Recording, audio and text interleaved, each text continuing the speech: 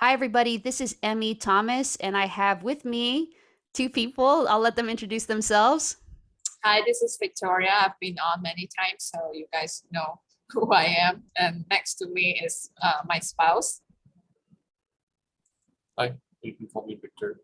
Victor. Okay, so we got Victor and Victoria, and we're going to talk about kind of a lot of things, but some highlights in my mind are like identity and the end of Killing Eve, right? So I'll kind of talk a little bit about identity first. I actually got asked from Newsweek to write an article, and maybe they'll turn down this article, and if they do, then this is the only place you'll hear these thoughts. And if they don't, if they publish it, then maybe I'll try to link it so people can read like my thoughts that I had before talking, and then my thoughts. Hopefully, talking to Victoria, it's going to lead to other kind of thoughts about what's going on. But Sure. I have, yeah, so it's a twoper. This is why I wanted to do it so fast after the Killing Eve finale. But so I've been playing. It's I on the Discord. I've let people know that I've been playing for the last like 2 months, like 6, 7, 8 weeks or something. I've been playing for a musical, right? Playing in the pit band. So it's like my first professional musical gig, which is funny because decades after majoring in music and then just going on to law school and just kind of dropping music for, like a decade and a half at least, then I finally have become a professional musician, like have a member of the union, musicians union, and everything, right? So I've been doing 8 shows a week on this show called Banging It, which is a new musical, and it's about the Indian dance of Bhangra, right? And it has a lot of interesting themes. I think one of the more interesting songs is, there's a lot of big dance numbers and everybody's having a great time. They're kind of college students in this Bhangra team. And kind of just before the end of the first act, there's a ballad, though. It's a duet. It's sung by this, I think he says he's 2 generations removed from the Dominican Republic. And then the other character who is her mom's Indian, right? And her dad's white. And she has gotten kicked off her Bhangra team for quote unquote diluting Bhangra. So there, she's kind of like, am I not Indian enough for you? And then there's like an, I mean, dot, dot, dot. Like nobody ever says it, but it's kind of, that's the impression that she gets, right?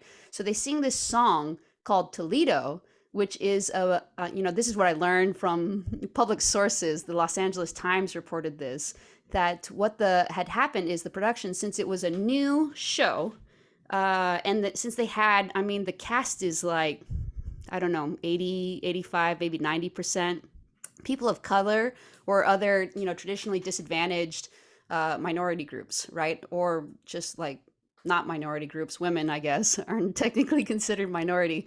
So what they did is they had, you'd have to look up the Los Angeles Times, but it's inclusion, equity, and diversity. I think consultants come in and talk about, what does it mean to be somebody who's not the majority? And I've kind of been thinking about this recently because I saw a chart that actually, for some reason, made me kind of think twice about some of the assumptions that I make. And it was, you may have privilege, at least this was the part of the chart, if you expect your religious holidays to be observed by like the general populace.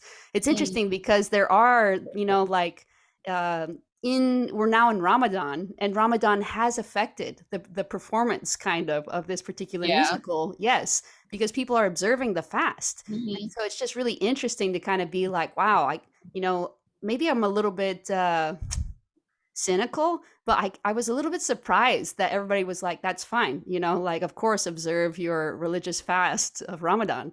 And I'm kind of like, wow, it's such a short run, like, couldn't they skip a couple days of fasting or whatever? No, Like, it doesn't work like that. I know, but that's just what I expected them to say. I just was like, wow, I cannot believe that there's so much respect about these people observing Ramadan.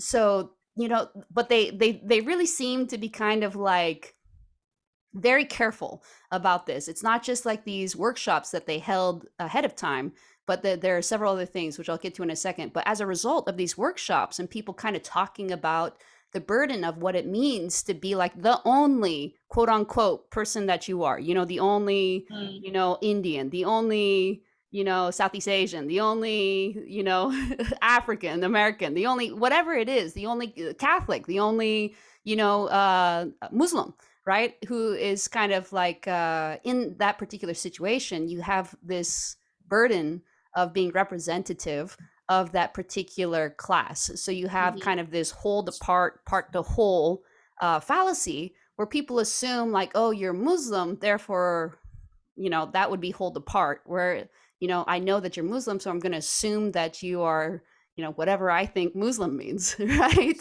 And then part Yes. the whole would be like, hey, I also know somebody, for instance, who's Jewish. Therefore, I assume every Jewish person acts just like my friend Jeff, something like that. So this whole part the whole fallacy is kind of what the song is about. I mean, the songwriter might not agree with me, but that's where like my logical mind goes, having tutored the law school admissions test, which is like basically just a logic test. I think about logical fallacies maybe more than the average person.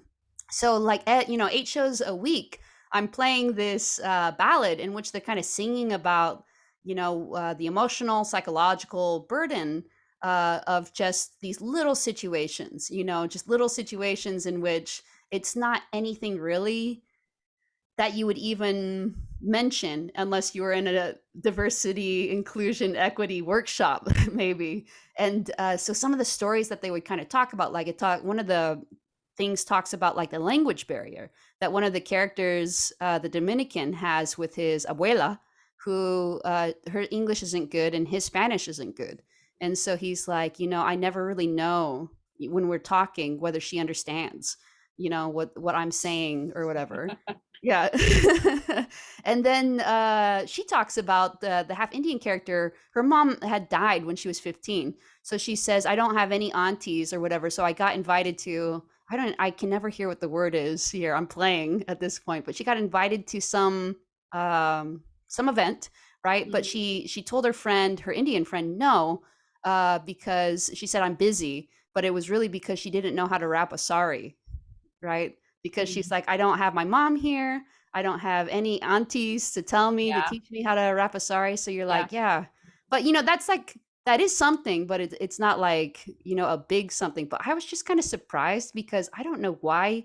Um, I think it's because, I have like kind of this view about wokeism that it's mostly become just an etiquette, that there's not really substance to it. And I think that although that may be true in certain circumstances, I'm kind of coming around to the idea that things like diversity, equity, inclusion workshops do something because they did something here in a really kind of crazy way, which is they came up with the song. And every time I play the song, it's like a very beautiful song. And I always think about it, this is such an interesting message, and people that review it, like the New York Times reviewed the musical, Los Angeles Times, there have been like a couple other uh, journals, newspapers that have reviewed it, and a lot of them comment about this being kind of the heart and soul of the musical, because this is kind of what it's talking about, just the difficulties of being you and all your categories, all of your like identifying characteristics, whatever it is, your ethnicity, your religion, your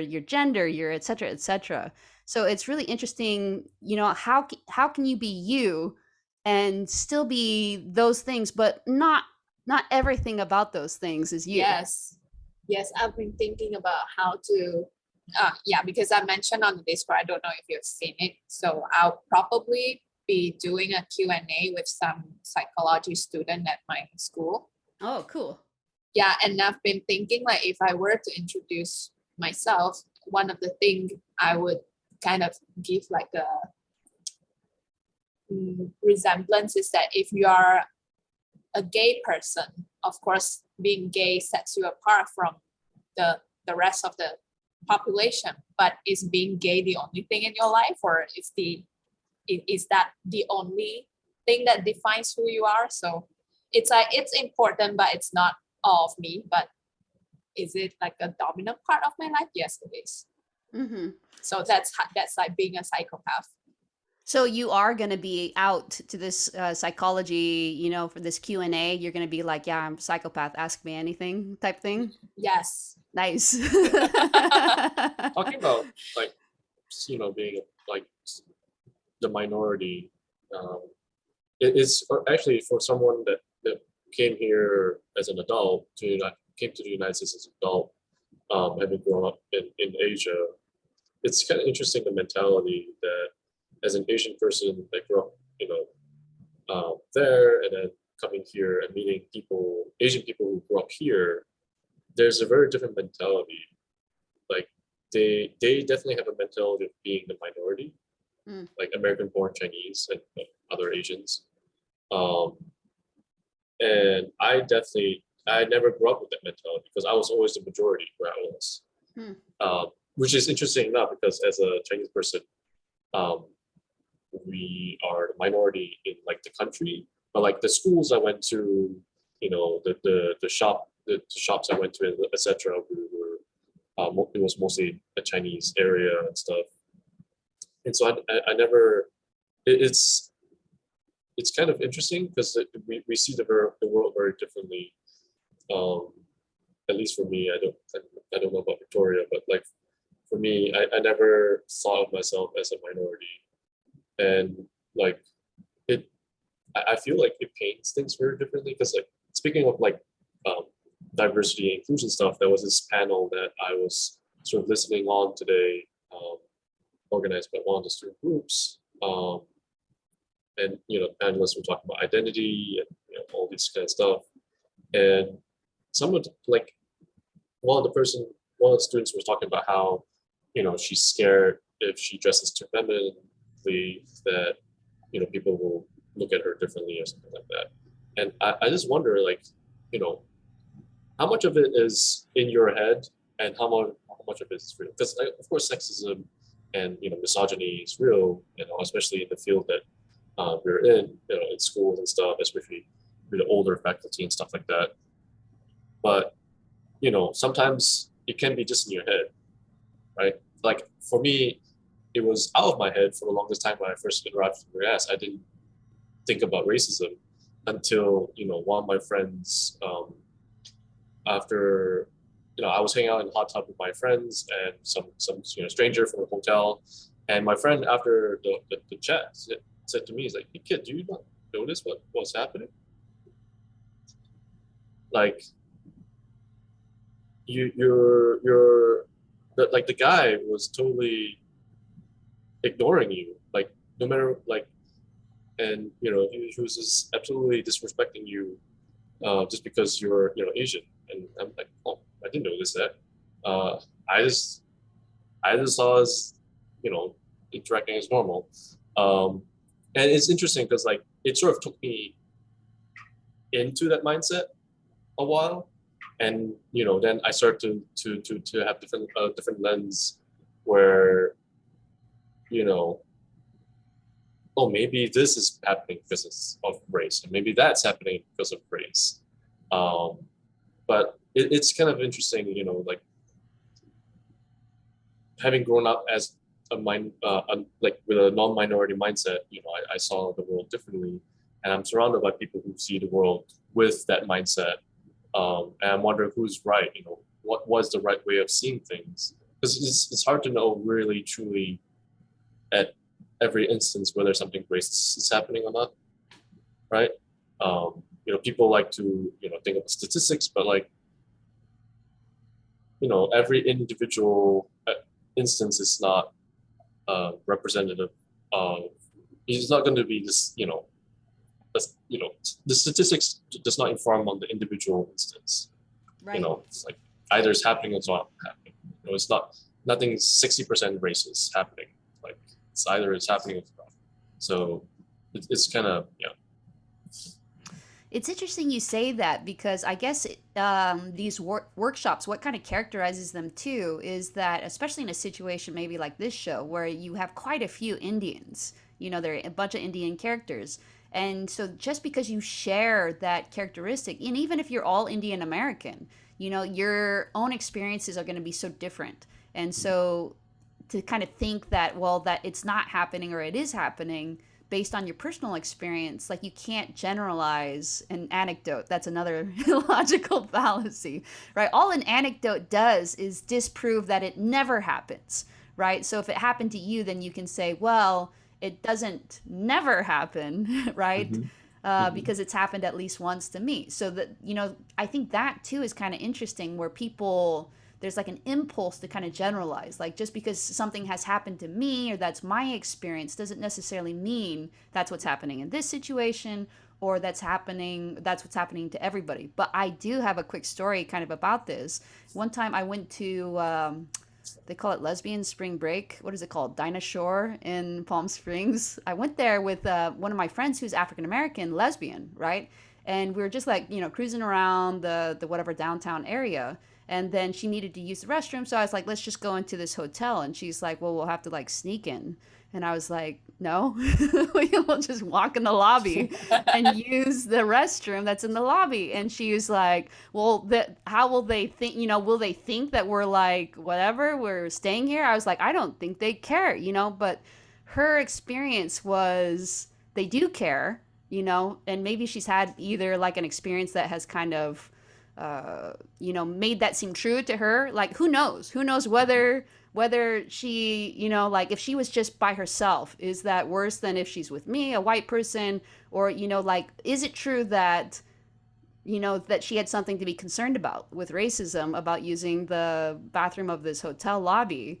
It's really hard to know because I don't have her experience. And, we'll never know because we just walked in and it was fine. But I don't know if she would have had a problem if it was just her or what. Yeah, it's something that's. I mean, this topic itself, you could have me talking about it for hours because like it's something that interests me personally. Like I'm hoping to do my like um, dissertation on this, like where like part of my thesis would be looking at this topic where you know you have an identity, right? And part of the identity is you expect some sort of discrimination from other people, Right. but at the same time, discrimination is changing. Like there's going to be less racism in the future, less sexism.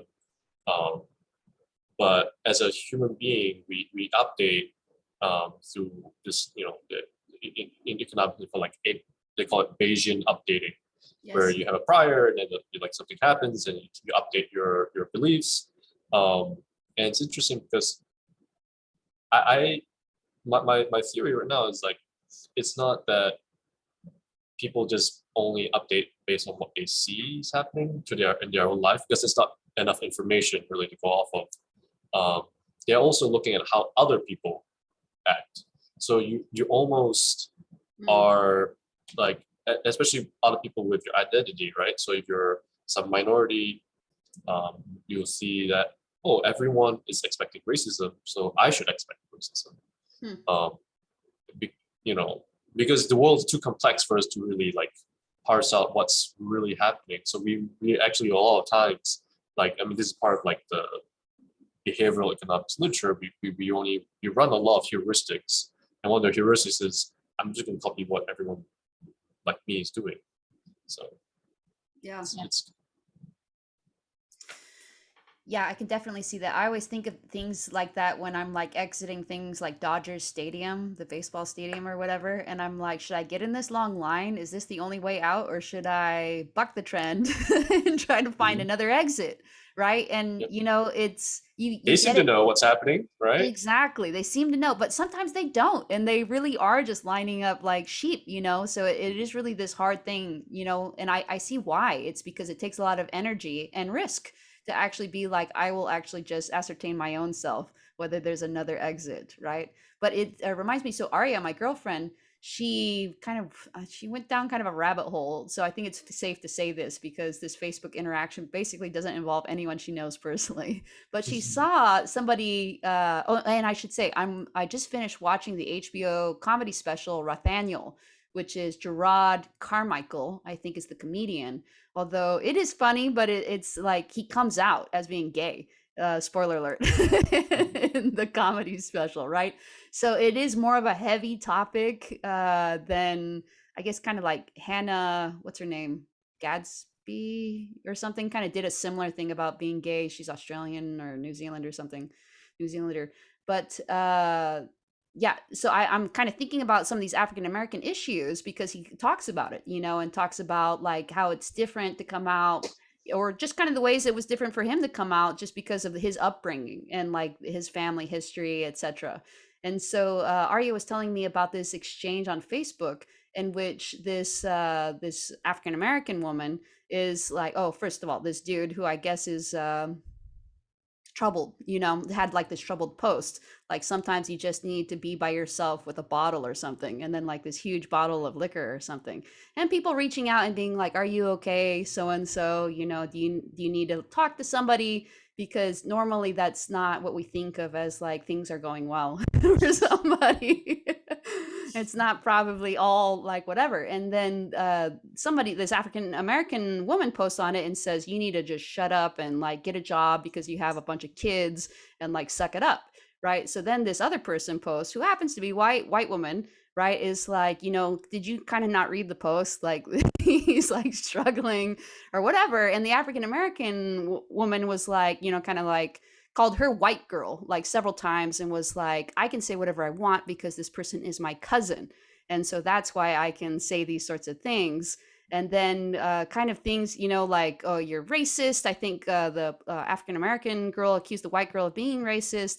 And the white girl was like, well, you're the one who keeps calling me white. I've never called you, hey, black girl or whatever. And the African American girl said, it's impossible for minorities to be racist. It's Yeah, that's only, stupid. yeah, it's only That's possible to stupid. be prejudiced, is what she said. But That's that's not the first time I've heard that sort of argument. So, like, I'm a lawyer, and there it's was, semantics, really. yeah, Because like they're just trying to take any kind of responsibility or guilt out of their own actions. Um, it's I mean a little bit on the person suffering, thing. It's like it's kind of interesting because also where I come from, suffering is the state of life. Like everyone is suffering. It's kind of expected. Like there's this I have some complaints from people I know from there who are like a bit more westernized mentality. They're like, oh, there's this false like positivity, like everyone pretends that everything's okay. And I'm like, not really. I think there's just a sort of understanding that everything sucks, and focusing on the suck doesn't really help you. Like there's an implicit understanding where we're from that like everyone's going through it. Everyone's got a relatives dying of some sort of disease. Everyone's growing old and losing their health, and it's this all suck. What if you focus on it? It doesn't make anyone happier. And yeah, but but part of that message is also, well, also if you think you're the only one that's suffering and you're complaining about it, then you need to get over yourself, because like like everyone's suffering and we're all getting over. We're all pushing through. It's definitely a bit of a Western mentality where it's like, oh, I'm having a bad day. I need some sympathy. yeah, that's interesting that you say it, because so another experience I have with this, like white people can't be discriminated against a little bit, is one of my friends worked in a company that was Japanese, and it was like the American office of this very Japanese though company, and there was like another coworker of hers who was white, and she's like, I am being discriminated against, for probably being white and female, right? And then this particular friend of mine was like, who cares, This is part of life. Yeah, it's like yeah. racism in the United States is racism light. People have no conception of what proper racism is. When someone just straight up looks at you, it's like not renting to you. You're like, like that. I mean, that's happened in the United States, back like decades ago. But like, that's even not even the worst thing. Like, there's still people genociding each other in Myanmar right now just because of the wrong skin color. It's like Yeah, and how much of it is because the person is racist or that person is just not a good person? Is that because I had that experience with someone at my workplace who because me and my professor were both Asians, and when this person put us on the emergency contact list, our name were misspelled. So I email this person and say, hey, the contact information is wrong, the email is wrong, a phone number is wrong, and you also misspell our name. And then my other white coworker said, oh, that's like such a racist thing, because the person replied and say, yeah, we will correct the contact information, but the misspelling of the name does not matter now. And just left it as it is. Yeah, so my white coworker is like, oh, that's very racist. And later on we found out that this person is just rude to everyone. Just disrespectful to just creating a toxic workplace and probably getting investigated right now. I don't know if I don't know if they fired this person already, but like how much of it is because of our race, or this person is just not a good person in general. That's a good point. And a little bit, when I heard my friend being like, who cares about this white woman? Like, on the one side, like maybe if she didn't like it, she can either lump it or she can go to a company that's not Japanese. I mean, she's in the United States. So it's hard to like work for a Japanese company. It's easy to work for a non-Japanese company just because of the numbers statistically or whatever. On the flip though, part of me is like, well, like if the law says you can't discriminate against people based on their ethnicity, then like why are we saying that like just because she's white, like she shouldn't be able to pursue litigation or whatever? It's hard because like on the one hand, how much change can you really make? On the other hand, and this is something that I've just learned since acquiring my own sense of self and identity, is sometimes it seems to harm you when you don't speak up about stuff. Sometimes it's like, oh sure, like I could really care less if somebody misspells my name. It happens all the time, and I never think it's racism. I just think, there's a billion ways to spell my name. It just happens to be, right?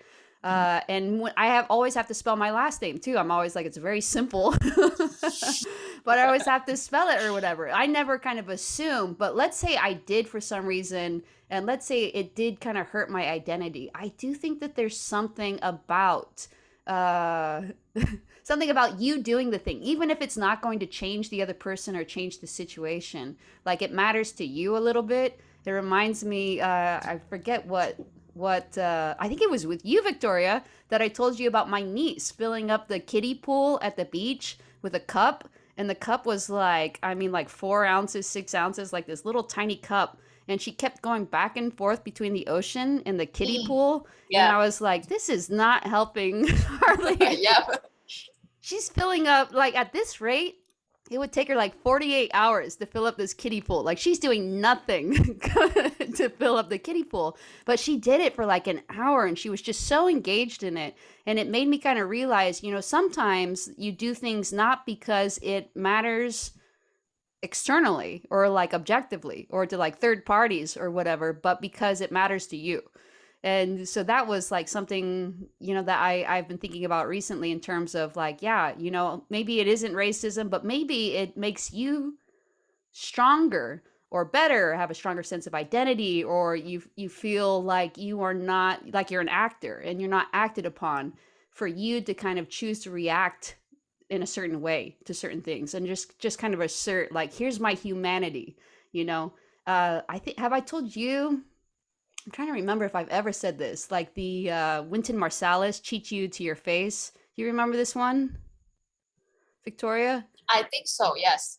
Yeah. I don't know if you've said it on Zoom.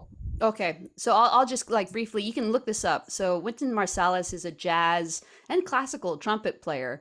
And they asked him, this was like back in 2016, they asked him if he would play for Trump's inauguration if he was asked to play.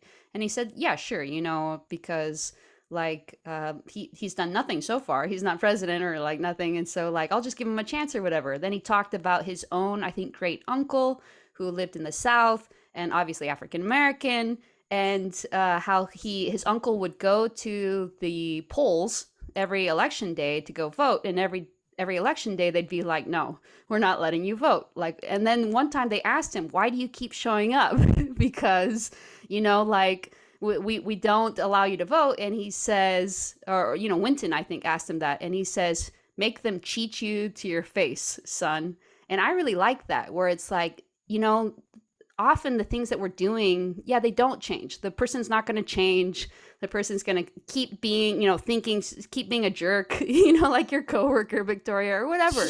But there's something about you asserting your own identity in this, like, no, I am human. And, you know, I will still act like a human and expect you to respect my humanity. And it's, I guess, your choice to say, no, I'm not going to respect your humanity, but I demand that still. I demand it. And, you know, you can do whatever you want with it, but I'm not going to stop asking, you know, for you to treat me like a human just because I don't think, you know, that it's ever going to work. Yeah. Relatedly, I guess that ties into your letter to the Newsweek about Killing Eve. All right, let's pivot to Killing Eve. Tell me how it ties in, Victor. Oh no, just like you said, you know, you want to, you know, maybe writing to them probably doesn't, you know, probably they won't even like publish it, but you want to make your case that, you know, about, you know, your thoughts on Killing Eve and why you were unhappy about the ending. Because Victoria told me about how unhappy you were about the ending. You know, and yes, and it's interesting because I am unhappy, but Arya is like devastated because she saw in those characters, these two psychopathic female lesbian characters, so much about our own relationship. And I think she also saw, because this is kind of something that I just think is probably true of most relationships with a psychopath, is that there's been some bad behavior in the in the past, which isn't kind of a malicious behavior, but it can still be really bad. And how can you move on from that bad behavior? Can a relationship move on from something like in the show, for instance? Eve stabs Villanelle, like in the first season, spoiler alerts, and Villanelle shoots Eve at the end of the second season, right? So you have like pretty toxic behavior. That's the short of it. I mean, Villanelle kills Bill, one of her best friends. Villanelle, well, this one wasn't Villanelle, but because of Villanelle, like indirectly, Eve's husband gets forked in this. I like how they say that. Oh, he really hates the husband. I don't know why. Every time the husband comes on screen, he's like, I really just hate this dude so much. And I always ask him, like, why? Why did you figure out are you projecting?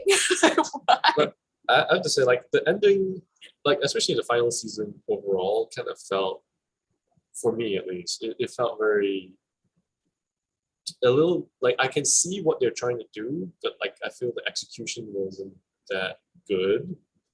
Because, like, you know, I think ties into the name of the show, right? It's Killing Eve.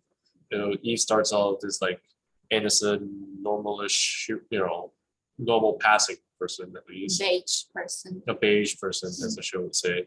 And then at the end of the show, like, you know, spoiler alert, after Villanelle dies, like, she's that person's gone. Like, there's just absolutely zero of that person left. Like, and I think, especially I think she makes a choice to go into that direction when, like, Yusuf is like, after the karaoke thing, she realizes all the friends and family she's lost, you know, having like pursued Villanelle.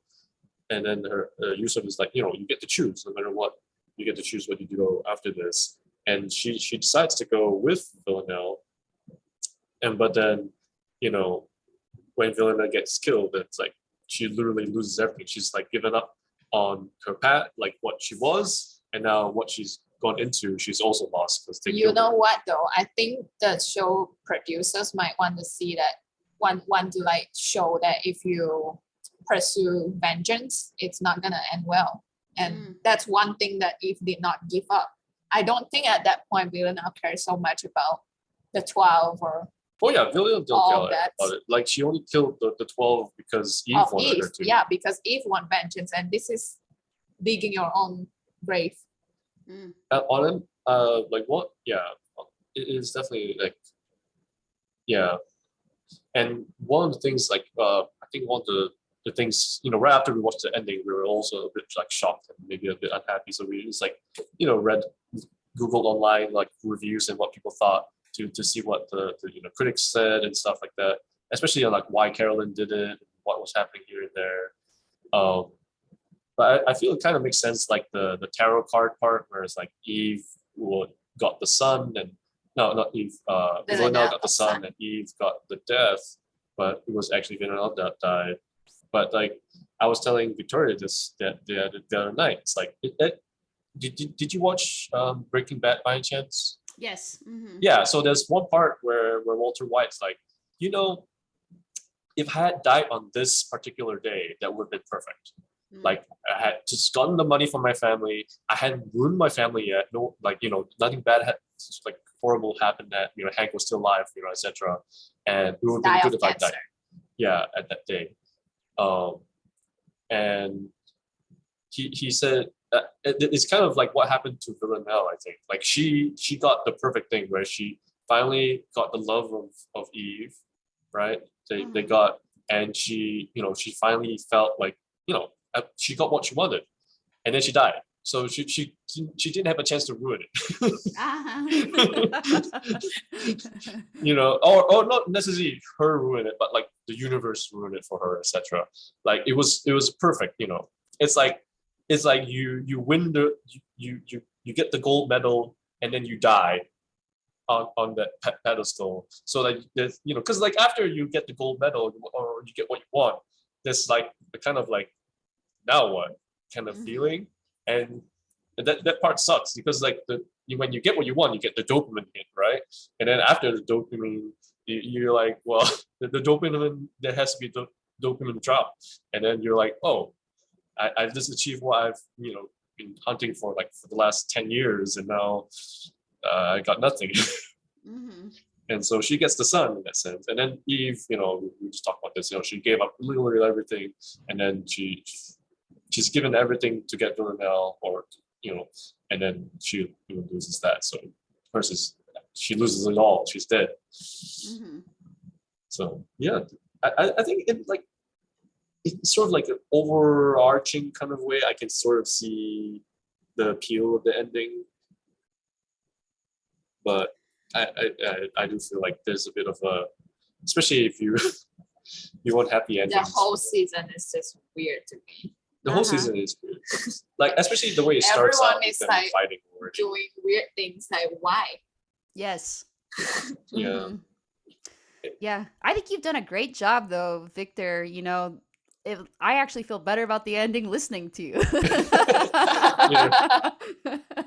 Well, I'm happy I can do that. Well, I do think it's true. Yeah, Killing Eve, she does die to herself, as is it Buddhism where they use that language, like you need to die to yourself in order to live? Actually, it's Christian language too. I think it's also Buddhism language. Your ego has to die for you to realize you're bigger than that. Yeah, and I think she really does. It's kind of sad though. The thing that, and this is what makes Arya so sad, is she wanted them both to die or something. She's like, can you just imagine living after that though? Because let's say it's have worse, died. Yeah. Yes. Let's say you have died to yourself, but then the thing that kind of was like your door, your window into the new, more actualized you, like, because Eve seems to be more and more kind of accepting certain parts of herself that she wasn't, living true to, is probably a quick and dirty way to say it, right? So she kills her old self and becomes more herself in this like new way or whatever. But then like the person that was kind of like her guide in a way to this new way of thinking and being, just dies. And so it's like, well, now who's going to understand her and accept her?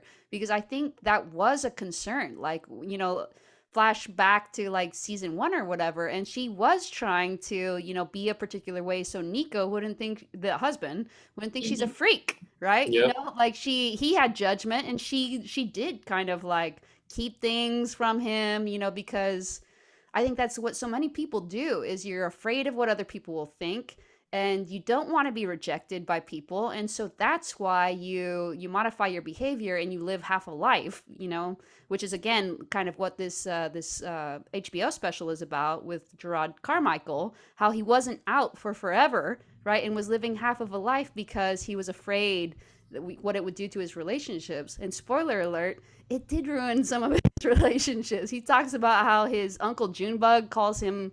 Uh, is it okay to say faggot when we're just saying it, or do I have to say F word? There's too many F words. So his uncle Junebug calls him that. His mom, who is very, she's like, I just have to stand by Jesus on this one. Like one of his Yeah. friends was like, I feel like you tricked me into having a gay best friend, like you tricked me this whole time. And like just a lot of people kind of being negative. It's And messed up. it is, but it's interesting because I do think Eve, in a certain way, is experiencing that, as like in seasons one and two, where people are kind of like, like you are messed up to do this, Eve. Like there is judgment coming at her. And for a while, she cares about it. But then at the end, it seems like she finally doesn't care about it. And she's like, the one person who is, I get zero judgment from is Villanelle, right? And so to have the one person in your life that's able to like love and accept you for who you want to be, for who you think is the real you, is suddenly killed or whatever. It's like that's what Arya is just like, ooh, in a dark place Yeah, about it is it. rough. Like one thing, like I feel kind of like it's like the thing with Pam, the person that kills Constantine. Hmm. I feel like maybe they probably, like, my bet is that they hoped that they wanted it to be Irina, like they Mm. wanted to be like he had to train Irina to be an assassin, and then she kills him, and then like the ending, because like you don't get to see her face, so maybe the actress is like busy or something or whatever, and Mm. so they like sort of replaced her with Pam instead. It kind of seems like, I have especially, a different take on this though. but Oh, like okay. but like I mean the Constantine dying is kind of appropriate. Like you kind of knew it was coming. It's like he's the kind of guy that just had to die. He was just too likable, firstly, Hmm. but also like a mix of like despicable and likable. So you just had to, he just had to die. Well, one way in which the Constantine death makes sense to me is like it kind of validates his beliefs about the 12. Like you can't get out of the 12 because the second he does try, he dies, right? Mhm. But that kind of sense making I don't see, but we'll get to my opinions in a second. But you had one, Victoria.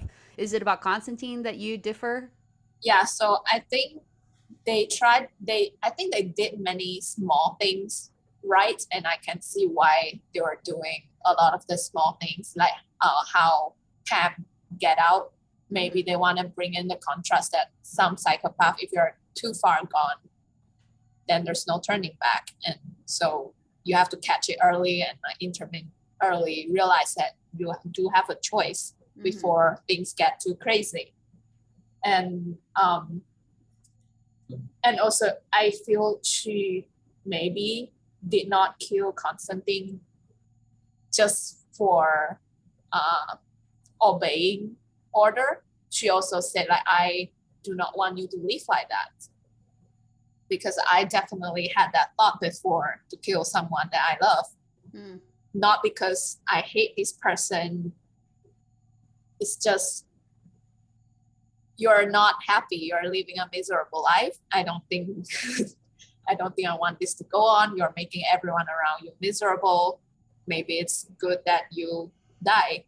Mm-hmm. And I'm glad I did not do it, but that's also kind of a naive psychopath mindset that, yeah, that there's a solution. Why not just do the easy way? Yeah, and she does say he looks like an unhappy Santa Claus. And also, there is a parallel back to when Villanelle kills that kid, the French Mm-hmm. kid who was Mm-hmm. in an accident and his whole family Yeah. died. Mm. I see people keep talking about that as if that was the reason why it justified Villanelle dying in the ending. They're like, well, she was a terrible person. She killed The that kid. kid. Yeah, but I'm like, that was a mercy killing. The kid Yeah, said he yeah. wanted to die. I mean, she wouldn't have killed him. I mean, that's a kind of a funny thing. And I read another, it was somebody's post. It wasn't like an actual thing where somebody was like, why is Villanelle turned into like this bloodthirsty serial killer in season 4? You know, like it's pretty clear from like seasons 2 and especially 3 that she doesn't want to kill anymore. You know, she was, as Constantine said to Pam, right? He's just surprised that Pam wants to do it because most people who do choose that lifestyle, he says, have nothing else. You know, there's really nothing else that they could possibly be doing in order to have like a pretty decent life for whatever reason. Now Pam has just killed her brother, so in some ways, her choice is between, you know, life in prison probably, or you know, having Helen help her, right? So I can kind of see that a little bit.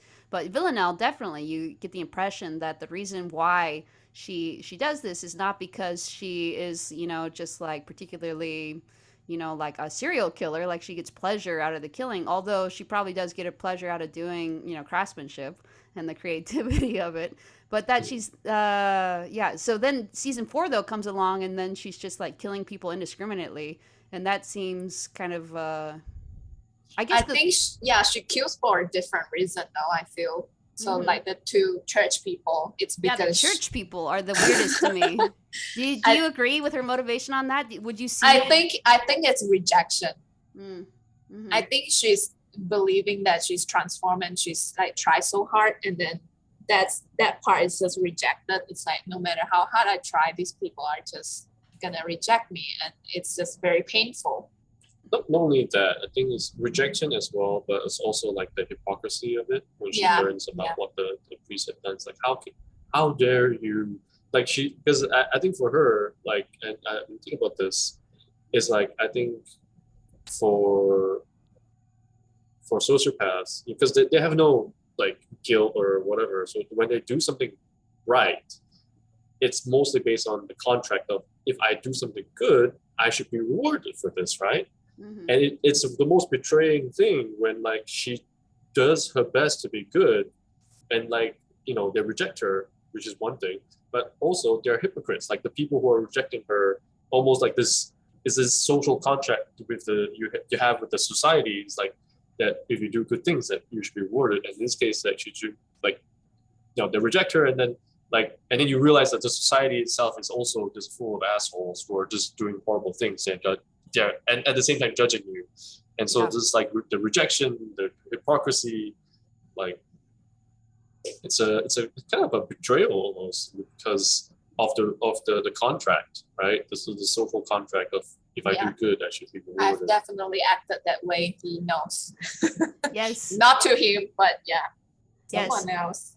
Yep. Someone else. So I totally get that because when I gray rage, that's what triggers it every time reliably. Is that I think I'm doing good. I already think that I'm like behaving, and then somebody takes issue with it or something, and I think in my head I wasn't even doing anything. I wasn't even doing anything, you know. And then that just like triggers me so bad. So I could see that as a gray rage. Now I don't think, and this kind of gets to Victor, your point about execution. I don't think that was really conveyed. Yeah, so that's the thing. It's like I feel, because like you almost think like, what the hell were they doing that whole church thing and Villanelle Jesus thing? Like, I mean, it was funny as hell, but when you think of it, you know, as fitting to the overall theme of the season or something, you're like, what the hell were they doing? It Yeah. kind of felt like kind of out of place. Yeah, and why Helen wants Constantine kill and why Villanelle kills Helen. It's like why? Yeah. Yeah. You get a lot of whys, and this is kind of like, so this is, you know, getting back to this Newsweek post of where, and to Toledo, honestly, and to these diversity and inclusion things, is that Arya has mostly done the research on this, so like people can feel free to correct me if people know better. But apparently there was just one gay writer, kind of in the writers' room, and my guess is zero psychopaths. Oh, Right? for season 4. Yeah. Yeah, yeah.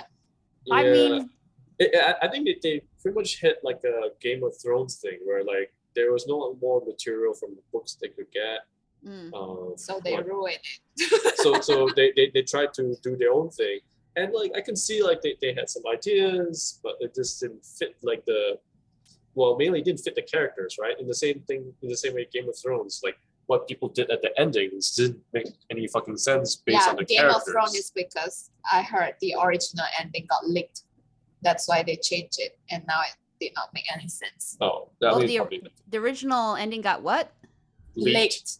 like Oh, the leaked. Really? Yep, yep. Oh. maybe, Oh, yeah, and interesting. so like it's like so they did, yeah, they didn't have a good creative way of ending it with the characters doing following what makes sense. Well, that's kind of the weird thing because the books, it ends differently, right? They Yep, Yeah, they yep. they're like in love. It's obviously they're in love, and I think she goes, again, spoiler alerts. They go to Alaska or whatever, and like Villanelle gets a linguistics degree. And I actually think that's probably more what would have happened. That's just kind of like I guess the one thing that bothers me most, it's not even Villanelle's death. It's Carolyn ordering the murder Yes. because that makes nothing no about it sense. makes sense. Yep.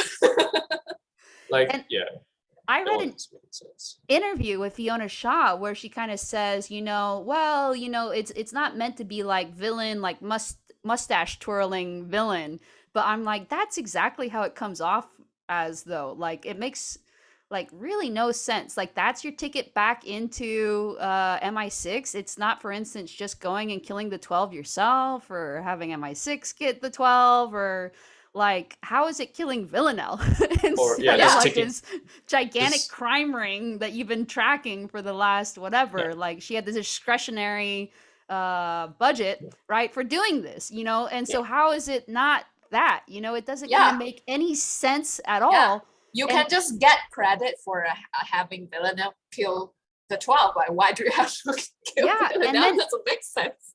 yeah, who cares well, about Villanelle? She's like the like it's I like think I think they want to make a spin-off of her, so they had to do that. Maybe that's what I heard. They want to make a prequel. well, I actually think that it's like less likely to be made now because you get this idea that Carolyn will do, and I have a couple quotes on this. I'll pull it up because I looked at some of this, like what were they were thinking, etc., etc. So, okay, Killing Eve about Carolyn, we really wanted to make sure that she was unknowable and unpredictable to the end. That's the showrunner, Laura Neal, saying that. And I'm like, she was never unknowable and unpredictable. Like, just because you don't know someone and can't predict someone doesn't make them unknowable and unpredictable. And that's why I kind of felt cheated, where I was like, now she really is just the mustache twirling villain. It really kind of comes down to, for me, a very Hollywood stereotype of why did somebody do this thing? It's because they're a psychopath. And psychopaths do crazy things you can't Yes. know or predict. Yeah. Well, there's one thing about that too on TV. And I can't remember. I think it was like watching a review of like Dexter, if you're familiar with the show, on why he couldn't have a happy ending. I think there's like I think it's mostly a thing in here in the United States where you couldn't give happy endings to quote unquote bad guys who murder people.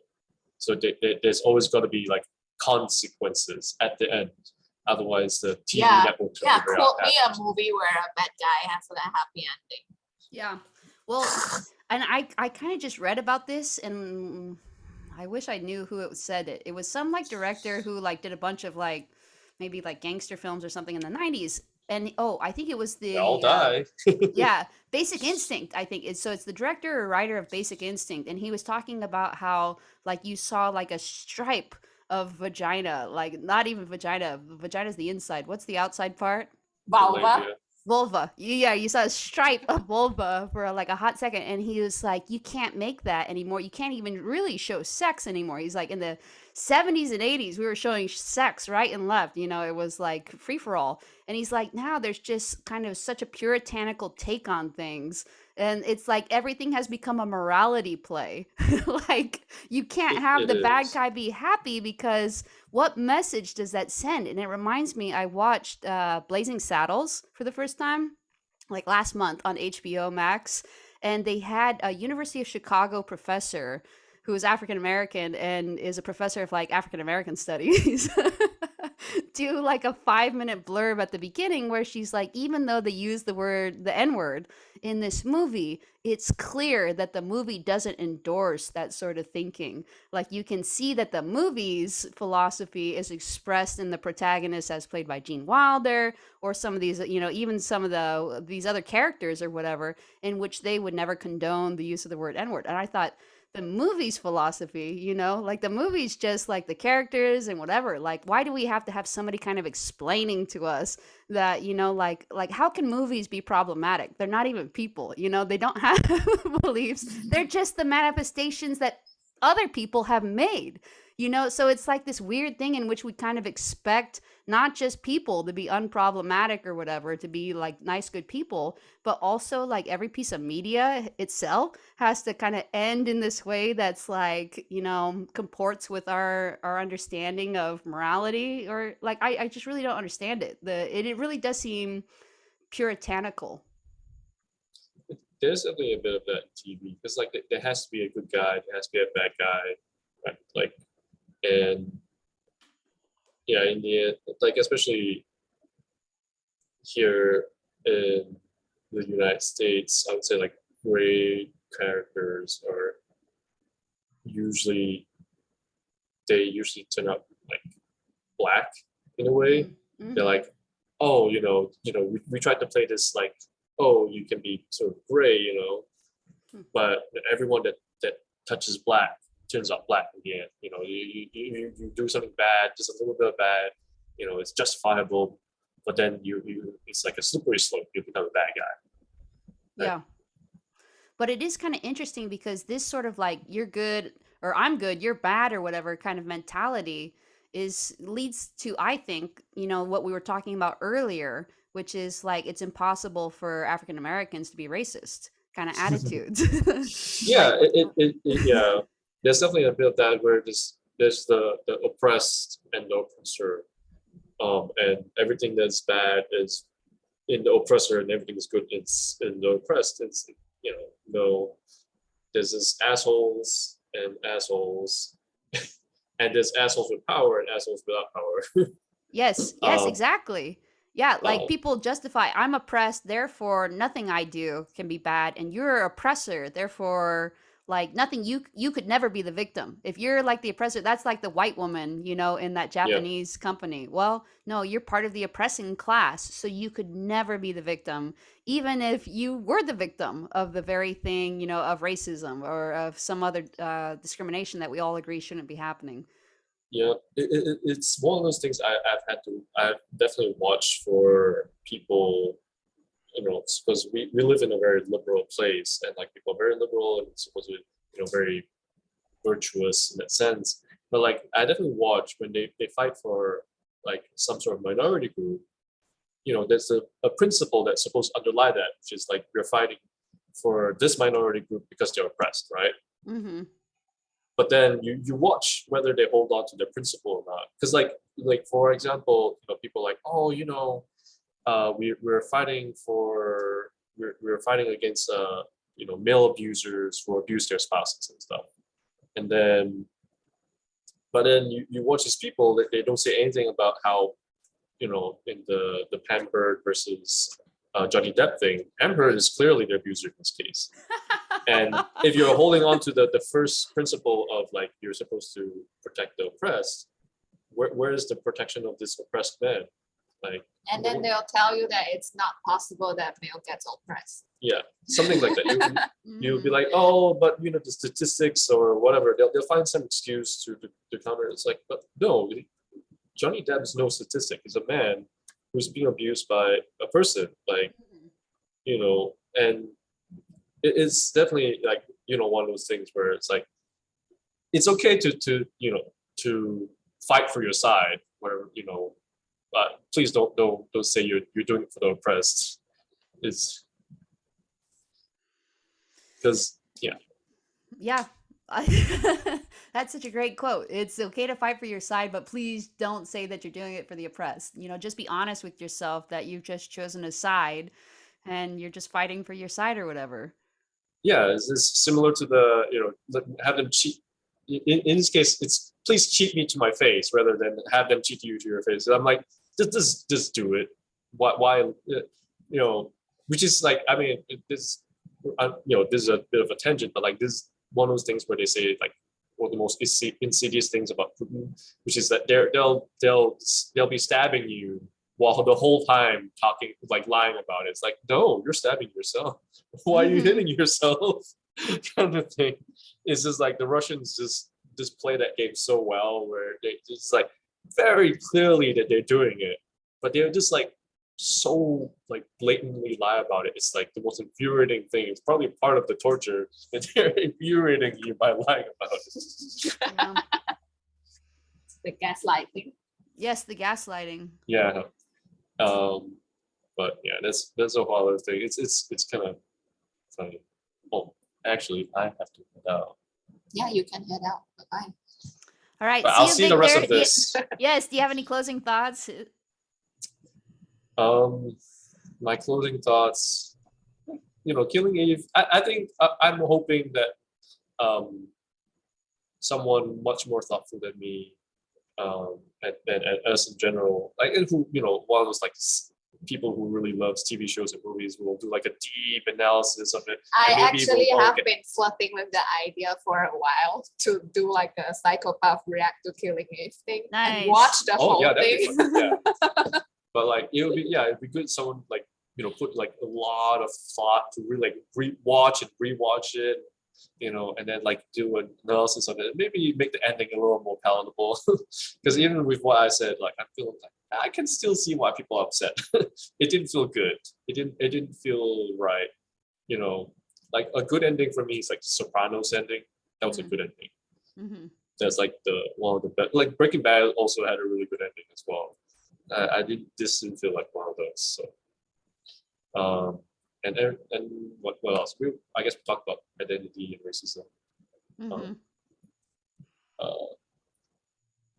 Yeah, just do it to my face. Exactly. Yeah. And I guess do it to your face though kind of implies that you have to, and that's what Winston Marsalis, it was in a Facebook post if people want to Google this. He said you have to show up. You have to continue to show up. Like if you so that you do your face. Yes, exactly. So that they are confronted with you at the polling place and they have to say it to your face, I am not going to let you vote today. And that kind of, even if it doesn't change things, it's at least nice to be like, okay, now you know who you are. I have always known who I am, but or whatever, now you know who you are, and they're forced to kind of confront the errors of their way. But I always do feel, and feel free to kind of take off, Victor, whenever you feel like, I always feel a little bit badly for people though in these type of situations. It's not like I do it like this is a bad person, so I'm gonna like force them to see the error of their ways. But it's like, ooh, on the flip side, like there's like a Mormon church leader. He says conflict is inevitable, contention is a choice. And sometimes I like that because just because you're confronting somebody, and there is conflict because it's like they think that they can cheat you and you think they shouldn't, that is a conflict, right?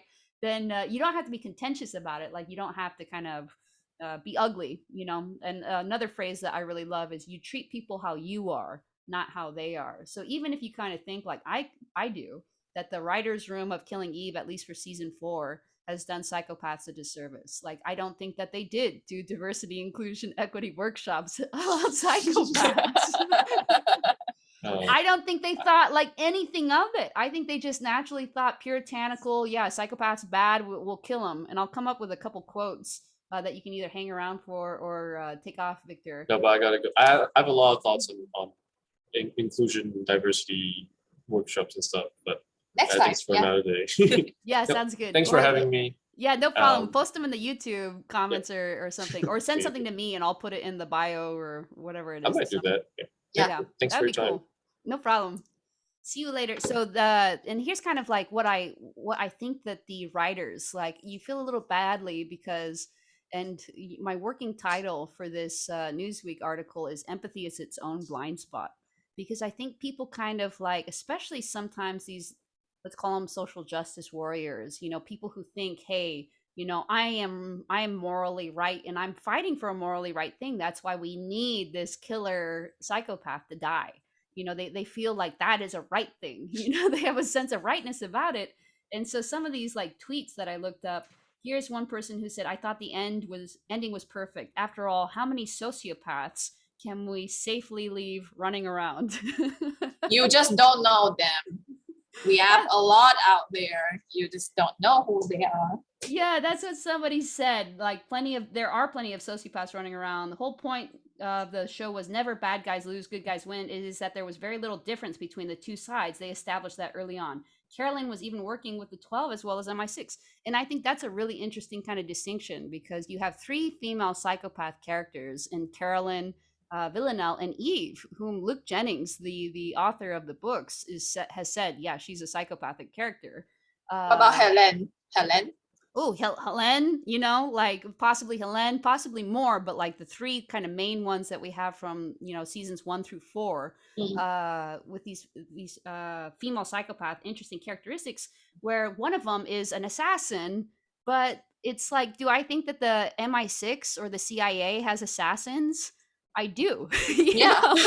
Or like drone operators. Like just because somebody is operating for the government, a shady wing of the government makes them a good guy. And if they are operating for a shady wing of some other kind of organization, then they're a bad guy. Like that's the line we're gonna draw. It's like, but that we draw that line all the time. Killing's okay in certain circumstances.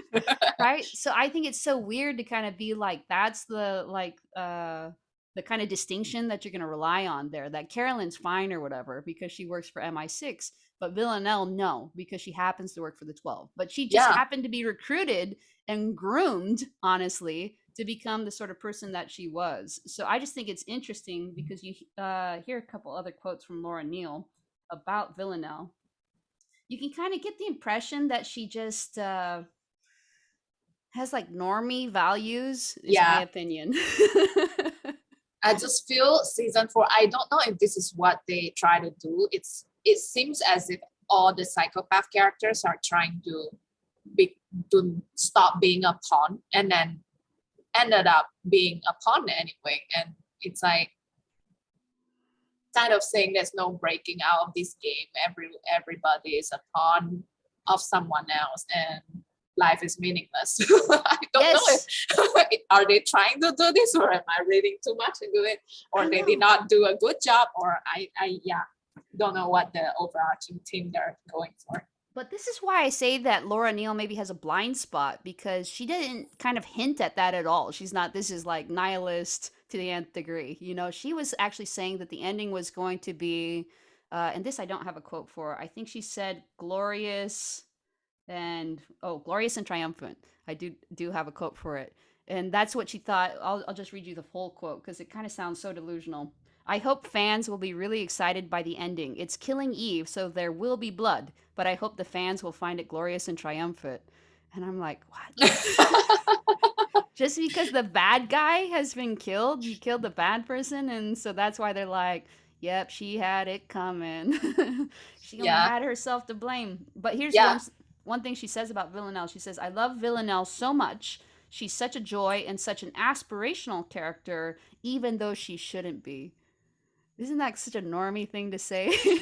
What? I read somewhere where she said they have like several different endings, and one of them is two of them living happily, and then in the end they just scratch that off because it's just unimaginable to them.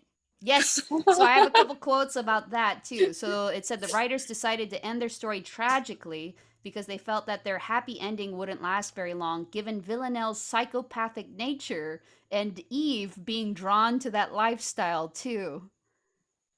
But Villanelle has come such a long way. Like, if you are not building up for that, then what's the transformation? What is the transformation? Yes. I agree. Arya always says that, like, basically all of season 3 is Villanelle going through the reckoning. And Mm-hmm. then, yeah, the beginning of season 4 too, she's still going through the reckoning, right? Mm-hmm. But Yeah. she like actively goes to see a therapist. She wants to change her life. She is changing her life, but it kind of seems weird because it's like Laura Neal just cannot imagine this sort of thing happening. She says it just felt like this was the kind of relationship that was always going to burn brightly and then combust rather than one that could settle into something more domestic. And she'd rather see them go out in a blaze of glory than do anything normal people would do. Like, there's just a weird disconnect where she kind of can't see. It's almost like she cannot see psychopaths, you know? Yeah. Like, psychopaths do stuff that normal people do all the time. I mean, Yeah. like Arya's like, we've been together like 4 years. We're two female psychopaths. Now, none of them were like raised to like kill people or whatever, right? Yeah. So there's a little bit of a distinction there. And sure, there's like difficulties, but we're still mostly kind of like figuring out, like, what are we having for dinner tonight? That's like something that we Yeah. say. That's why I keep feeling like watching season 4. I feel like they do a lot of small things right, like the small traits of psychopathy. They got it right, but then when you patch them all up together, it just make no sense. Hmm. Yeah. Like the small actions and like small motivation, yeah, but the overall motivation just does not click for me. Yes, I agree. And they kind of say weird stuff. Like, again, reading some of these quotes, true to her journey and the place she ends up at the end, it sort of felt like the only way we could finish the story truthfully. And you're just like, this is kind of just a paucity of imagination. But I agree with you that, like, they did seem to get small things right. And that's what makes me think that seasons 1 through 3, they either like read my book or some other research or something, right? It's pretty clear. Yeah. So I They saw somewhere they started drafting season 4 at the end of season 2. Oh, interesting. Yeah, and then whoever took over maybe just ruined the rest of it. Yeah, I wondered too. Yeah, because Laura Neal, again, the showrunner or whatever, who had the final say about the Yeah. ending and probably the trajectory of whatever things, I get the impression that it was her and maybe one or two writers. And then this is like apocryphal, perhaps. This is what Arya told me, is that there was a gay writer, right, a single gay one. And she said, like, I think they should end up together. And they were kind of like defend that choice, like defend it. And so she said, and I guess she's on a podcast. Her name's Kaylee. I don't remember the last name, the writer. But where she says, apparently, like, I did try to defend it, but in the end, they just, cheat to your face or whatever. They went a different direction. But you're like, ooh, it's just kind of a little bit sad. It reminds you of these people who are like driving their Lamborghini and they run a stoplight or something, run a red light, and then they just like smash this beautiful car. Like, you're like, ooh, somebody did try to warn you, like, don't enter this intersection, but you did it anyways. But I think Laura Neal felt really comfortable, like, felt like this was like the way that it was going to go. But that's what it reminds me of, like, these diversity, equity, inclusion type workshops, is like the whole point of them is that you're not aware of certain things, like to understand you have blind spots. And that's why I think it's so interesting about like empathy being its own blind spot, because if you have empathy, if you have like the illusion or reality, we won't touch on that, we'll just Mhm. assume you have the perception that you are feeling the emotions of other people. I think you kind of like get this like security, like I do know what's going on, I have a handle on what's happening, and I do understand this person, when really you probably don't, because the whole point of these equity, inclusion, diversity workshops is people get to finally say their truth, which is something that you didn't expect.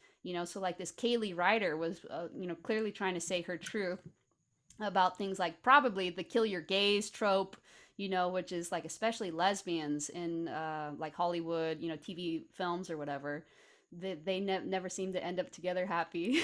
They're always one or both is getting dead or whatever, Yeah. right? And I can kind of see why this happens statistically, and the statistics are accurate about this. But imagine you're a writer, you're in a writer's room during the like 1980s or the 1990s or something, and there are no gay women, in the Mm. room. And like, how can you imagine something so foreign as like two women who are together? Like you just kind of, that's why I say it's like a paucity of imagination.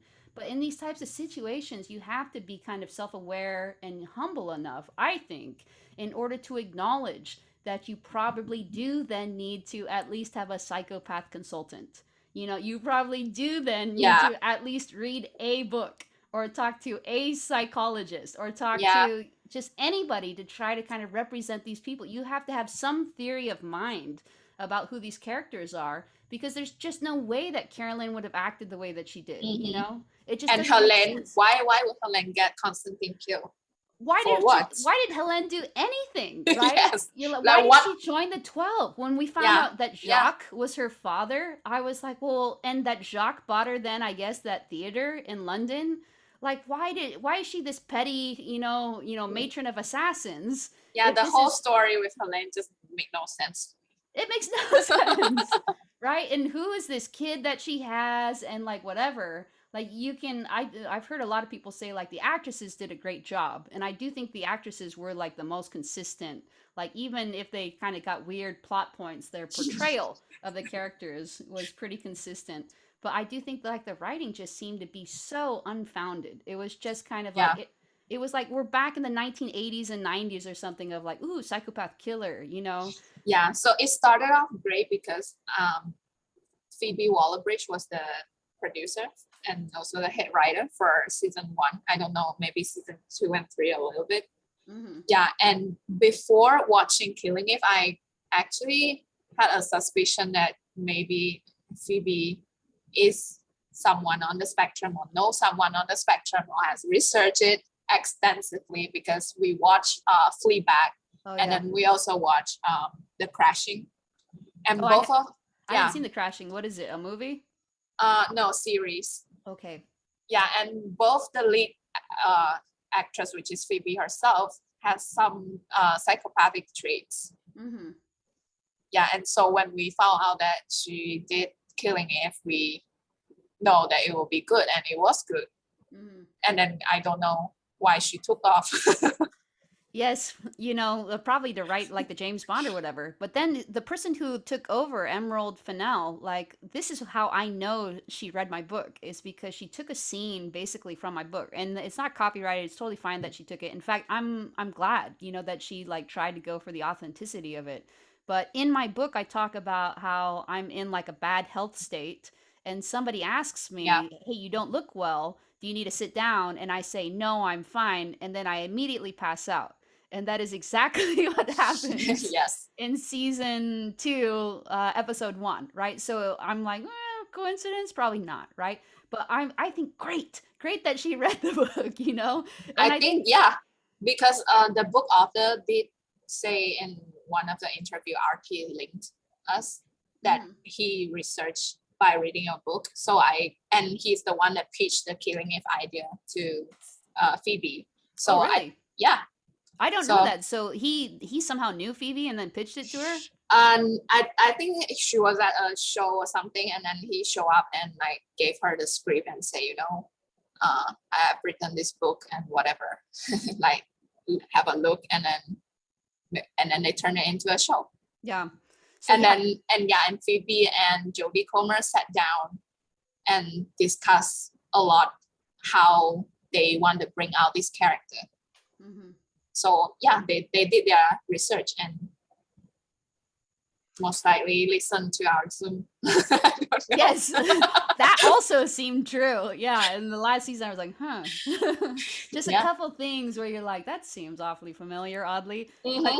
yeah, so Luke Jennings, yes, has like, we've had conversations before, and he sent me like autographed copies, of his books, being like, thank you for your book, right? Mm-hmm. So like I have a lot of confidence about that sort of stuff, but it's like I don't know, maybe it's kind of what Victor was saying, like they like Game of Thrones, they ran out of material from the books, but they didn't really. I haven't read all the books, but Arya has, and she really liked them. And she said though that like Luke did a great job writing for the characters and the plot and everything else. She really really enjoyed them, but the TV show kind of just like went on a tangent, but they could have come back to the end. Mm. That's the weirdest thing for people kind of being like, well, not everything's a happy ending, but it's kind of weird when you depart from the source material to Yeah. intentionally give them an unhappy ending, right? You can see how the like kill your gays people have a point. You can see how the Mhm. kill your psychopaths people have a point, because what are you doing? And to kind of do that without like any awareness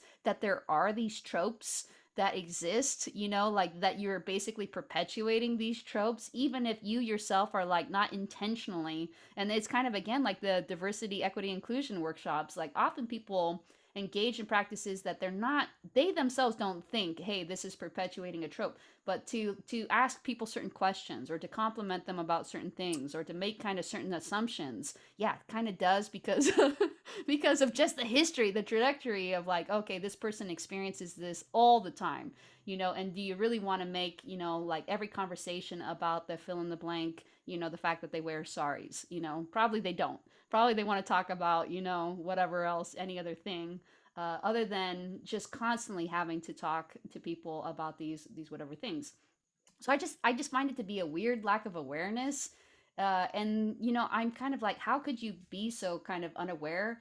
But that again gets to my empathy. It's its own blind spot. Like if you have this sense or whatever, and I've said it multiple times. I don't even need to finish saying it, but I will. That if you have the sense that you understand people because you feel their Yeah. emotions, then and you just you're incorrect. Yeah. That's Yeah. that is its own blind spot. Like you don't feel their emotions perfectly. You can never know somebody's experience because you didn't live it. You can listen to them describe it to you, and even then you still can't know, but at least you're aware, Mm. that there's something there that you may not be able to relate to, at least from your own direct personal experience. Yeah. And I also have this feeling that they might want to portray psychopath as they are just doing things out of boredom. But no, yes, we are very bored. Yes. But we don't just go and like light someone's house on fire for no fucking reason. There's still some reasoning behind how Yes. we choose to alleviate our boredom. It's not random. Yeah. And we don't do things that will come back and harm ourselves. Like it doesn't make sense. Why you would do that to all these characters? Yeah, it really doesn't make sense. And here and there you'd get it, like I think in seasons 2 and 3, like you'd be like, huh, head scratcher. But just like season 4, and especially the last episode, where you're just like, does any of this make sense with the characters? Like the motivations are just like so shallow, and Yeah. you're just like, wow, it's. Uh, I saw this meme, it's of like a horse being drawn, and it's like the first one's the top horse, like the acting, and it's like, here's the acting, seasons 1, 2, 3, 4 of Killing Mm. Eve, and then the second part's like, here's the writing, starts off accurate, great, and then at the end turns into like this little kid cartoon what a horse's head should look like, of just like a real steep kind of falling off. But it's, unfortunately, this is how I feel, and this is how I'm going to write it in Newsweek too, if they publish it, that it's not just, and maybe I feel empowered by like playing in this show, which Mm. is all about kind of empowering and like dealing with kind of these difficult issues of identity or whatever. Uh, if it was just bad writing, that'd be one thing, but it is like perpetuating dangerous, like at least ugly stereotypes. And you really are like, there are people who believe this, right? There's like another person on Twitter, and I didn't even spend hardly any time looking at this. It was pretty easy to find this. And the person says, so writing a story where a murderous psychopath changes for love is highly misleading and unscientific, like denying the force of gravity. So you're kind of just giving ammunition to these people who want Based to be on what? bum. Yeah. Yeah. Based on what? Yeah, based on what? Exactly. So Laura Neal, and like not doing her research and not kind of trying to be a little bit more uh educated, like trying to educate herself about this stuff. Unfortunately, it's not just like lazy writing, as many people say, in my opinion.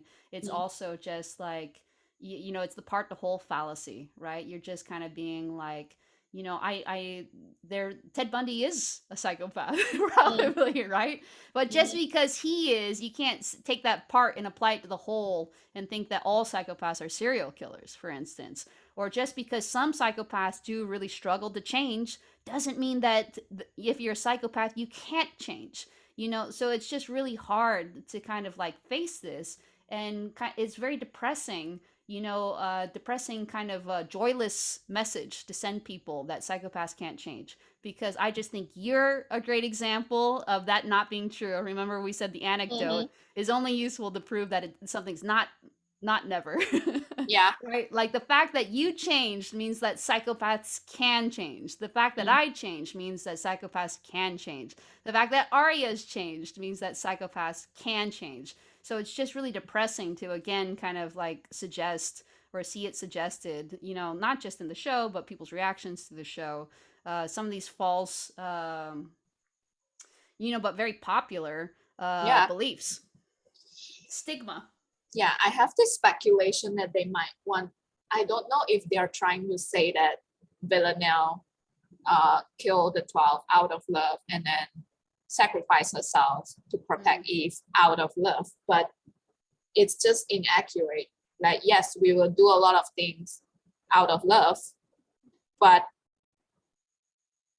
if I were Villanelle, I would probably persuade Eve that vengeance is not worth it. Mm-hmm. Yeah, It's you would have at yeah, least had the conversation, right? And been like, yes, let's just let Carolyn do it. Because why do they care? Carolyn's already like on the like that. Why do you want to be the one who does it? yeah, Like what does Eve kind of get out of it? That's another yeah, motivation where you're like, why is Eve so obsessed with this? Really, it's Villanelle who yeah, killed Bill and kind of Eve who like, in a way forked yeah, her. yeah. What vengeance? Like, what are you avenging for? Like ruining your Yes. life? But at this point, you're happy. You're happy that you found part of yourself that you tried to hide. You accepted the love with Villanelle, and Villanelle is happy that you accepted her. So, like, what else? Why do you need vengeance for? Why Yeah. go kill the 12? Like, Yeah, why it not does. just They take would have. off and live happy life? Yes, exactly like Constantine suggested to Pam. Like, let's just cruise out of here. That's more like what they would have done.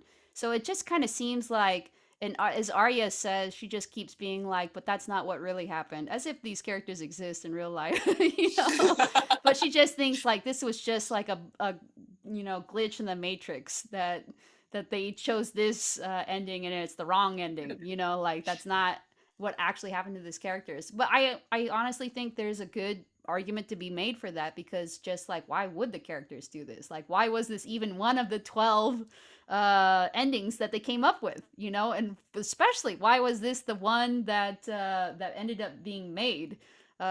Just seems kind of like it's hard not to blame prejudice. Yeah, yeah. If they're trying to do the everyone is a pawn, it's just like a non like never ending game. Then what use is killing the 12? They're just gonna replace the 12. Yeah. Yeah, exactly. And a psychopath, I like to think, would be like, yeah, so let's just cruise out. Yeah.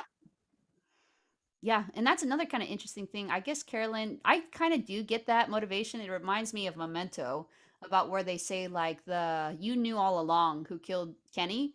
You Mm, just pretended not to know in order mm, to have like a reason to stay in the game.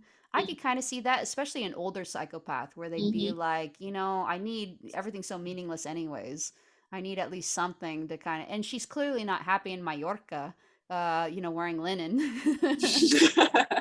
Right? But Yeah. I don't think, again, part to hold apart. I don't think just because Carolyn, an older psychopath, that might be true about her. I don't think that necessarily means that even Villanelle couldn't be happy in Mallorca. I bet they would even be. even if that's what Caroline wants to be back in the game, back at MI6, that wouldn't be the approach she take. Like, what? No, Why kill Villanelle? Like, it doesn't make any sense. And yeah, who's the assassin who's doing the shooting? Is she back in MI6? They've allowed her to have like yeah, an assassin. And if MI6 knows the 12's going down on this boat, they're just trusting this weird assassin Villanelle while there's like a wedding going on the boat, and they just cruise up on this like there's just a secret door in which they go down and like, oh, whoops, here's all the 12. All right, let's just kill them, not with a weapon that was brought, but like with like random found objects in the room. Like it just kind of, and none of the 12 had like a security guard or gun or anything. You're just like, sure. I mean, it's just like weird, almost like a fever dream. Like, and it's so just kind of sad, I think. I can see why people are sad. I can especially see So maybe this is like a good way to end it too, because I should probably take a nap before my next show, Yeah. which is tonight. Otherwise, I don't play as well. But why are people reacting so poorly, to this? So Arya has been, following like these fan groups like on Reddit and other like places, and they're all so sweet, but a lot of people are saying things like Villanelle helped me to embrace my sexuality. Like Villanelle helped me to embrace my will to defy like the powers that be, to quit my job, to do like, and Eve's journey too, in which she does, quit the job that is not fitting her needs. And she doesn't just settle. She keeps trying different things, Mm, to see like a greater expression of herself, a greater expression of her identity and what she's doing and who she's doing it with, right? And so you mm, see hear all these people being like, this show changed my life, because of these characters. And it's not because of the characters of like the non-psychopaths. It's because of yeah. the psychopath characters Mm, that are like, they have like the ambition, the will, the fearlessness to just try different things, to try to buck trends, to refuse to just kind of be like pigeonholed or to be mm, controlled, or to refuse to be shamed, or to refuse to, just like be less than themselves, just whoever mm, they are, whenever they are. And to just like people say a lot with kind of like talking about Villanelle's sexuality. That one great thing about her is she's never like, I'm this gay person as a gay person, and not like that's a bad thing for people to do, but that it's just never like discussed as an issue. It's just that just mm. is what is. Yes, yes. There's no question, there's no defending it, there's no need to defend it, there's no need to Yeah, explain it. There's just yeah, like, no, this is what's happening. yeah, And it's as if it was just normal. It's as if that was like the default. It's as if yeah, she was heteronormative, and she just never felt like the need to explain why she was heterosexual, for yeah. instance. This is also why Victor has told many people that he likes this show, is because they do inclusivity like it's nothing. It's just a normal thing. Like a lot of other shows just kind of like slap it in your face, kind Mhm. of. Yeah. No, just portray people who are not non-mainstream, living normal life, and that's how you do it. Yeah. Yeah, that's not the talking point. That's not Yeah, the thing that's interesting about them. yes. And also Caroline did try to kill Eve because they were not specifically aiming at Villanelle, I Mhm. guess. Like why would you have two characters that grow, transform so much, and in the end kill them off? Like what, why? Yeah, it does seem like if you were like a conspiracy theorist like I am about this puritanical whatever, like that shows need to be, seen as like endorsing the right answer, Mm, the right characters, the right people, the right behavior. Otherwise, they're going to get canceled or it's like problematic. Then yeah, it does. And that's honestly another thing people say is like even also embraces her sexuality. And this is what the I guess, I feel like I'm less of a good mouthpiece for the gay population and the mm, psychopath population. But this is kind of their criticism, is that somebody embraces their sexuality, kind of comes out essentially and says yes to the person who is like the same sex relationship, and then right after gets killed, like mm, that is kill your gays. That mm, is like the trope. It's like punish people for like breaking out of the norm. And unfortunately that it's hard not to see that as the message of the last episode. And it's especially sad because so many people loved the show because of that, is because the characters weren't afraid to break out of the norm and live their truth. mm. And with that, are we done? Yeah, I guess since you need to take a nap. Okay, sounds good. Well, thanks so much for chatting with me. It's helped me too to kind of think more about the Newsweek article and like things to say. And it's always good to talk with you. And I'm glad that we met Victor, and he has really interesting ideas. And I wish him the best with his thesis. And hopefully we'll get more of his ideas, either as a something added to this post, or in the future about diversity, equity, inclusion workshops. It's kind of funny to kind of, this whole time I've been like, yeah, are those just like something that people because you're just used to normal people adopting fakery. You know, you're Mm, just used to them kind of like going through the motions of like etiquette type stuff where you just don't mm. want to be seen as being X, you know, so virtue signaling type stuff. I just always assumed that that was basically what that was for. And then did like find out. You know, that's why I think, unlike Victor, I think that, you know, once you get the thing that you want, there's always a level deeper, even in the thing that you want. You know, you got the relationship you want, but can you know this person even better? Can you love them even better? You know, you got the job. Like I do this too. Like I know some musicians will show up and they'll just be like, this is boring or whatever. I just try to go deeper. I'm like, can I play this feel even more precisely? You know, can I swing this even harder? Can I like make this as funky as it can get? You know, can I make people basically want to cry during this ballad, you know, about the dead mom? Like what can I keep doing to like take it even more to the limit? Everybody to the limit, everybody to the limit. And so that's why I think it's so sad, you know, to say like, okay, as the showrunner has said, Villanelle ended up doing a good thing, and then she died doing a good thing, and she died in the arms of the person that she loved, right? And so there you go. But I just kind of think, well, that robs somebody of like, and kind of another stupid false message to portray to people, which is that once you get the thing that you like and the initial dopamine wears off, then it sucks. What I don't think it sucks. I think That's why everybody should meditate and yes. practice mindfulness. I agree that there's like depths that people don't even realize. I Yeah, mean, it's kind of like not understanding that the ocean exists, you know, because you just see the surface, but there's like crazy stuff happening underneath. There's like another world that people don't even think about, you know. But yeah. that's really it's like that for everything. It's I agree. Meditation, mindfulness, like self-expression, just trying to just take things off the surface and your experience of things from the surface to deeper is Mm. just so rewarding. Yeah. Okay. All right. On that note, we'll see you sometime soon, hopefully. Yeah, bye. Laters.